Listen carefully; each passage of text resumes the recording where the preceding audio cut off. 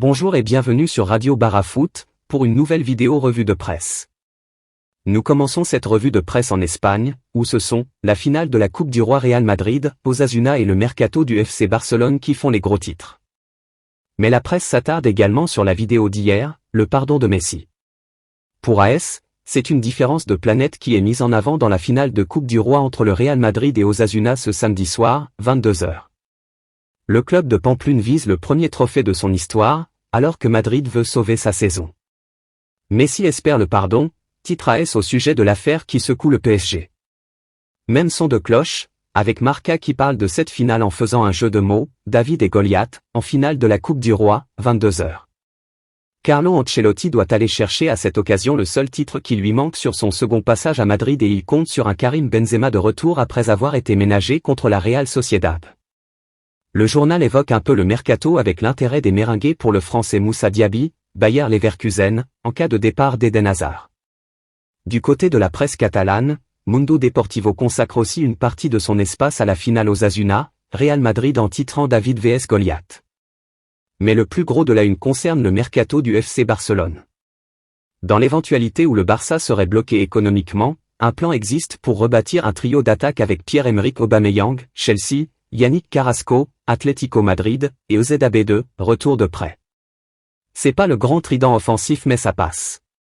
La presse s'attarde aussi sur les excuses de Lionel Messi au PSG en vidéo, un premier pas vers la réconciliation, titre le journal. Fidèle à ses manières, Sport ne consacre qu'un petit espace à la finale de Coupe du Roi entre le Real Madrid et Osasuna, appuyant surtout sur les doutes concernant la présence de Luka Modric et l'espoir de Pamplune.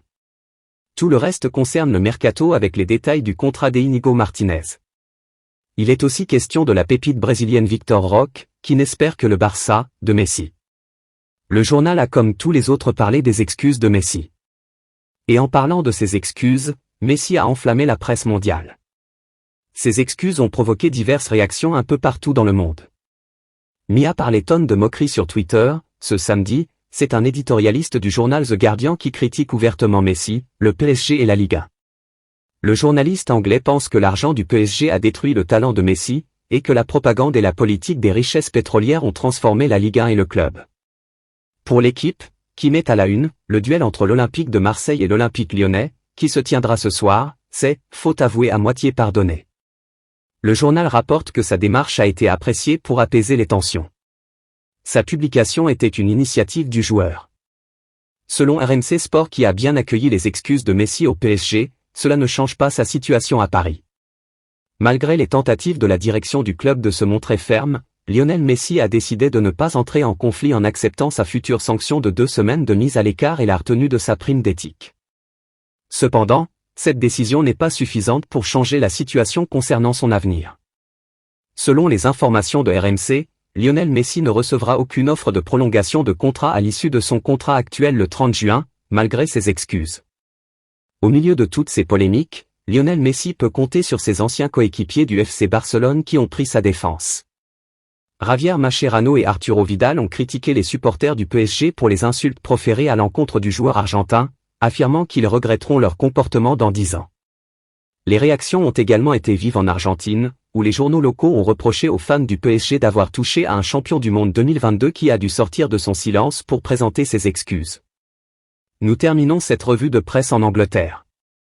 Ce samedi, le Daily Mirror affirme que Pep Guardiola souhaite que ses supporters se concentrent sur leur équipe de Manchester City et non sur l'effet d'organisation qui entoure l'accession au trône dans tout le pays. L'entraîneur espagnol veut que les fans soutiennent les Ski Blues pour le match contre Leeds United à 16h, dans l'espoir de couronner son équipe comme les nouveaux monarques de la Premier League. Le joueur le plus en vue du moment, Erling Haaland, est comparé à Dixie Dean, la vedette buteur d'Everton dans les années 1920, dans les colonnes du Télégraphe.